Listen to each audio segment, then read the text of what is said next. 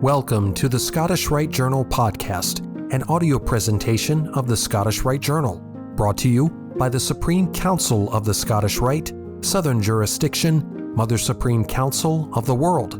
This week's article is Drawing from Chalk, Charcoal, and Clay, Part 2, Charcoal, by Brother Adam Lee Buffington, 32nd degree, and comes from the November-December 2024 issue of the Scottish Rite Journal. Introduction.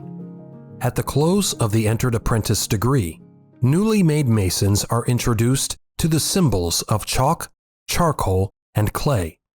Continuing with the second article of a three-part series, the author examines charcoal. Masons, of course, recall that there is nothing more fervent than charcoal to melt.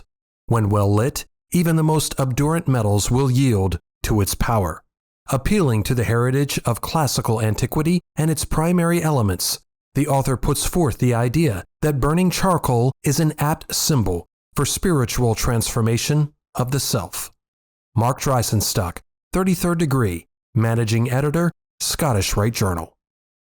If you're a Master Mason, check out the Master Craftsman Online College, the premier education platform from the Scottish Rite of Freemasonry, Southern Jurisdiction. From Craft Lodge to Scottish Rite philosophy, visit www.mastercraftsmancollege.org for complete info and use promo code SRJ2024. That's SRJ2024 for 20% off any course.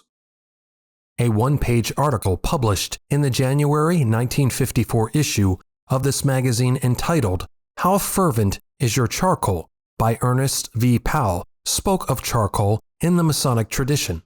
Brother Powell wrote, "In the process of making charcoal, the quality of finished product depends upon the patience and skill of the workman who supervises the burning of the raw materials. The same thing is true in the making of a Master Mason. Much depends upon the patience and skill of his instructors and brothers in the Blue Lodge. Charcoal produced too rapidly and with too much heat will be inferior to that made more slowly and at a lower temperature."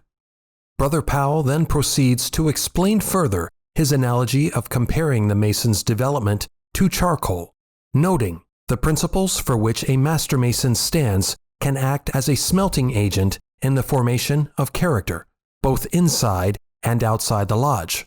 Further, if the master is of fervent temperament, the lodge will be a bright and smokeless light in the community.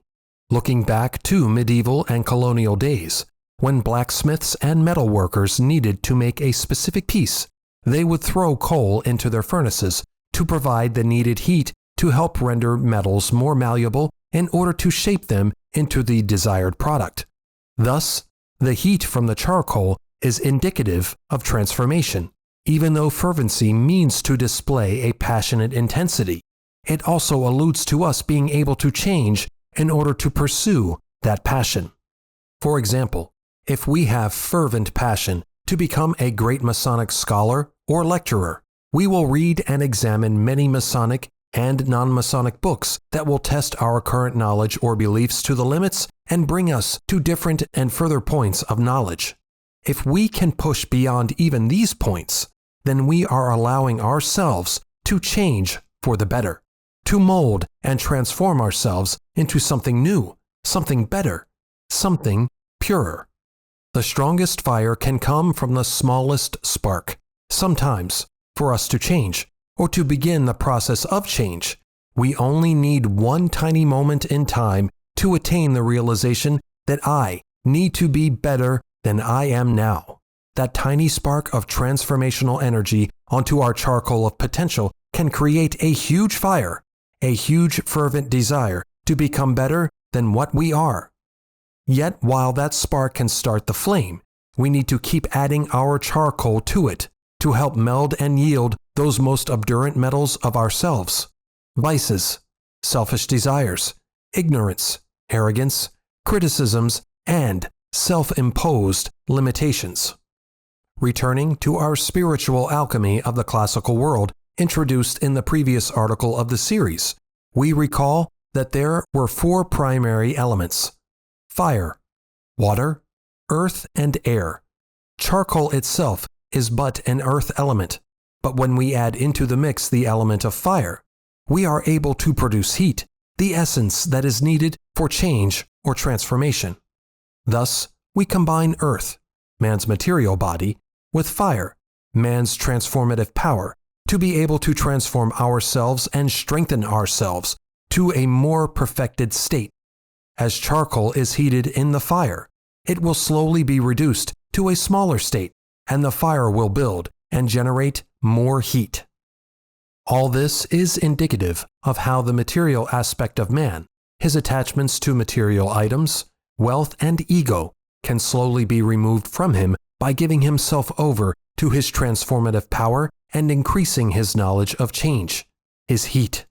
Thus, may he be transformed from a crude base metal of lead into a brilliant, lustrous gold state and transform his spirit from his mortal body into his immortal soul, sometimes termed the philosopher's stone. It is through transformation, whether small or large, physical, mental, emotional, or spiritual, that we can perfect ourselves into the final form that we desire for ourselves, what we as individuals desire, as we read in Morals and Dogma, ever striving to reach and ascend to the impossible ideal. 31st Degree Lecture, Grand Inspector Inquisitor Commander.